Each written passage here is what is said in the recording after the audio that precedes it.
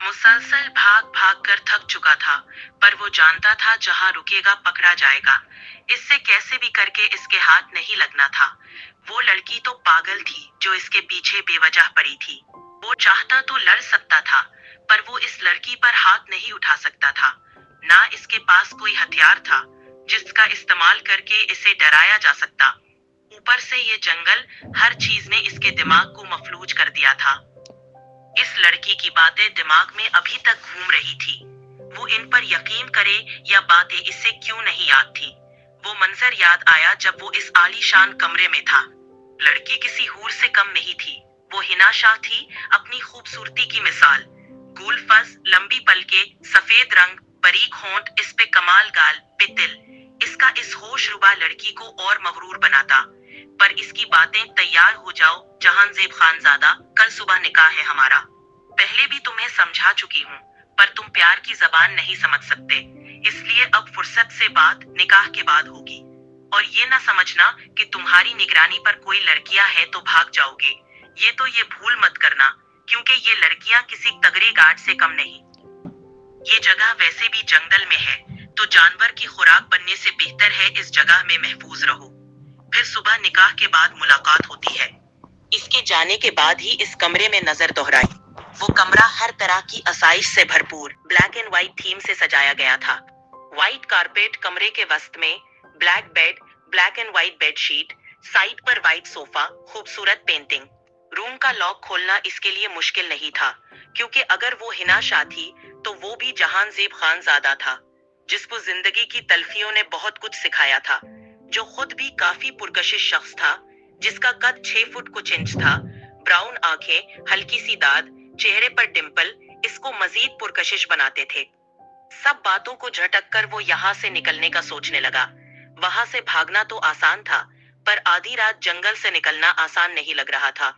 और वो शायद इन्हीं इसके भागने का इलम हो चुका था, क्योंकि कदमों की आवाज करीब से आ रही थी। मंजर है इसके ग्रुप ऑफ इंडस्ट्रीज की बिल्डिंग के सामने का, एक रेस कार रुकने का, जिसमें से अबाया पहनी एक लड़की के निकलने का, जहां इर्द गिर्द के लोग कार को देखकर हैरान हुए थे। वही कार से निकलने वाली अबाया पहनी लड़की को देखकर ज्यादा हैरान हुए, जो सीधा इस ग्रुप ऑफ इंडस्ट्रीज में एंटर होती है। गार्ड लड़की को रोकता है, पर इस लड़की के तारुफ पर, सॉरी मैम, आप जा सकती हैं। इसकी एंट्री पर वो वहां सब हैरान होते हैं। कौन है ये लड़की? इसलिए कि वहां पर हर लड़की फैशन की आला मिसाल थी। वहां मौजूद हर शख्स इसे बड़े गौर से देख रहा होता है, पर वो इस तरह के रवैये और हैरान नजरों की आदत थी। खुद को लापरवाह जाहिर करती वो रिसेप्शन पर गई। अस्सलामुअलैकुम, can you tell me where mister Waqar's office is? Reception पर लड़की हीरा ने अस्सलामुअलैकुम का जवाब दिए बगैर कहा, आपके पास अपॉइंटमेंट है। अबाया में मौजूद लड़की को इस सवाल के बदले सवाल काफी नागवार गुजरा, और वो खुद सेकंड पोर्शन की तरफ बढ़ी और लिफ्ट की एंटर होकर बटन प्रेस किया। जबकि पीछे से हीरा भाग गई, लेकिन लिफ्ट के बंद होने पर वो सीढ़ियों की तरफ भाग गई। लेकिन जदीद फैशन की हील ने धोखा दिया। सीढ़ियों से गिर गई और हाय हाय करती रह गई। लिफ्ट के ओपन होते ही वो मेन ऑफिस रूम की तरफ बढ़ी। शायद वो फ्लोर सिर्फ मेन हेड ऑफिसर के लिए था, क्योंकि सब अपने ऑफिसेज में कामों में मसरूफ थे। मिरर वॉल के जरिए वो भी अबाया में मौजूद लड़की को देखकर हैरान थे। इससे पहले वो वहां से मजीद आगे जाते, हाय हाय करती मौजूद हीरा ने इसका बाजू पकड़ा, जिससे अबाया में मौजूद लड़की ने आईब्रो उठी और वो पीछे मुड़ गई। इसने हीरा का हुलिया देखा और पांव जिनके फैशन ने इससे गिरा दिया था, इसका हाथ इतनी जोर से खींचकर हटाया, वो जो पहले हिलनी थी पीछे जाकर गिर गई।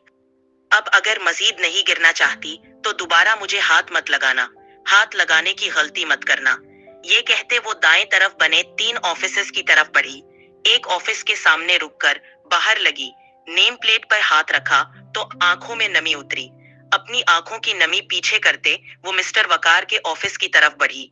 एक दफा नॉक करके बगैर इजाजत के अंदर बढ़ गई, जहां मिस्टर वकार अपनी फैशन से लड़की सेक्रेटरी के साथ काफी एंजॉय करने में मसरूफ थे।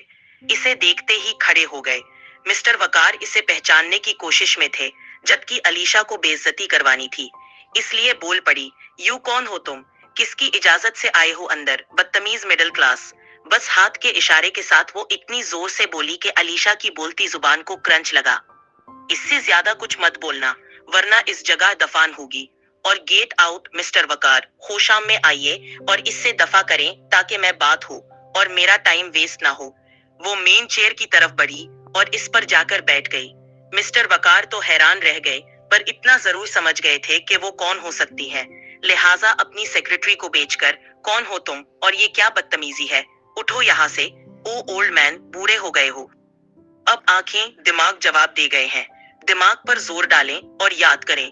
چلے آپ نہیں ڈالیں، ورنہ یہ نہ ہو آپ اس دماغ پر زور ڈالیں اور دماغ بھی فارغ ہو جائے، اور اب میں آپ کو اپنے حساب کے بغیر پاگل خانے تو جانے نہیں دے سکوں گی۔ میں خود ہی اپنا تعارف کروا دیتی ہوں۔